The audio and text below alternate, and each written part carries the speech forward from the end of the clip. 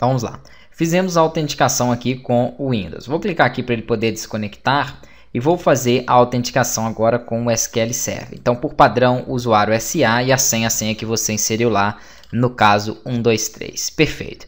Tenham noção disso. Um momento você pode estar logado com o usuário SA e outro momento você pode estar logado com o usuário autenticado pelo Windows, que vai ser aí baseado no usuário do computador. Por que eu estou falando isso? Porque o banco de dados do usuário do computador é um, do SA é outro. Então, por enquanto, nós vamos trabalhar com a autenticação do Windows.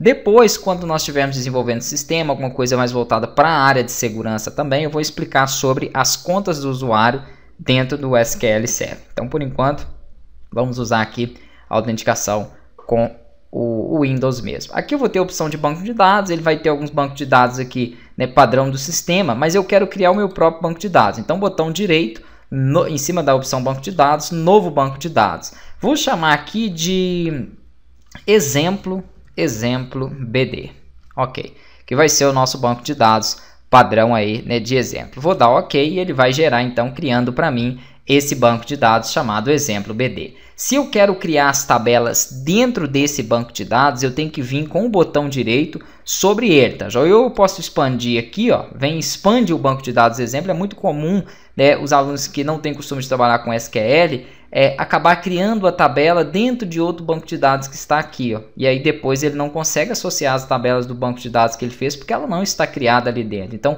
expande o banco de dados exemplo. Aqui você vai ter a opção das tabelas, ó. Por enquanto ele vai ter ali tabelas apenas do sistema, que não interessa para a gente. Vem com o botão direito e clica em tabela. Clicando em tabela, ele vai abrir aqui, né, as configurações para que você crie a sua primeira tabela. Primeiro ele pede os campos. Vamos criar uma tabela como se fosse uma tabela de usuário mesmo, né, como nos modelos que nós fizemos no curso anterior. Então eu vou ter aqui o usuário ID, que é o campo de identificação dele. O ID geralmente ele é do tipo inteiro. Vou então selecionar aqui para ele o tipo inteiro em tipo de dados. Opa, tá travando um pouquinho, espero que ele não derrube aqui o programa. E eu não vou permitir nulo, obviamente. Aqui, além do usuário, eu quero o nome dele. Então, vou colocar um campo nome, que vai ser varchar. Ok, pode ser 50 caracteres. Vou colocar aqui o cargo, né, desse usuário. Vamos colocar aqui que esse usuário vai ser um usuário de nível administrador. Ó, que vacilo, né? Vou colocar aqui varchar para ele, depois é que a gente vai definir isso aí. Aqui é só a criação dos campos e mais um campo de data de cadastro. Vamos supor que aqui vai ser a data de cadastro dele do tipo date. Ok, esses campos eu não quero que sejam nulos, né? Então eu vou deixar aqui desmarcado. E o campo usuário, ele vai ser uma chave primária. Eu posso vir aqui com o botão direito, definir chave primária, e eu quero que ele seja auto-incremente também, para toda vez que eu cadastrar um usuário, ele sempre cadastrar, né, o ID dele como 1, 2, 3 e assim por diante, sequencial. Para isso, você vem aqui abaixo nas opções, as configurações das propriedades, né, com a linha do usuário aqui selecionada. É só clicar sobre a linha em qualquer local dela, ele vai mostrar então as opções dessa área. Você vai vir aqui, ó, em especificação de identidade, e aqui em identidade você vai colocar assim. Aí você consegue então trabalhar o incremento, né, que eu vou deixar no padrão de 1 em 1. Cadastrei um usuário, ID 1, cadastrei o usuário 2, ID 2 e assim por diante. Vamos então já criar um cadastro. Antes de criar um cadastro, vem com o botão direito aqui em cima, ó, na coluna ali, e clica em salvar tabela. Eu vou chamar essa tabela de usuários. Ok, tabela então usuários. Perfeito. Aqui dentro de tabela, ó, se você vir com o botão direito e atualizar, você já vai ver a sua dbo.usuários, que é a sua tabela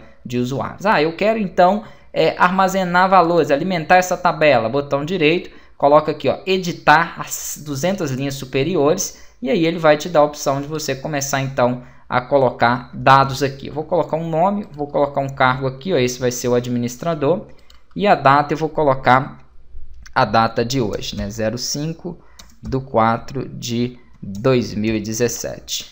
Vamos ver aqui que ele não vai deixar essa data para mim. Vou colocar separadores e mesmo assim ele vai modificar ela para o padrão americano. Vamos aqui colocar aqui um outro usuário. Esse eu vou colocar ele como funcionário, ok.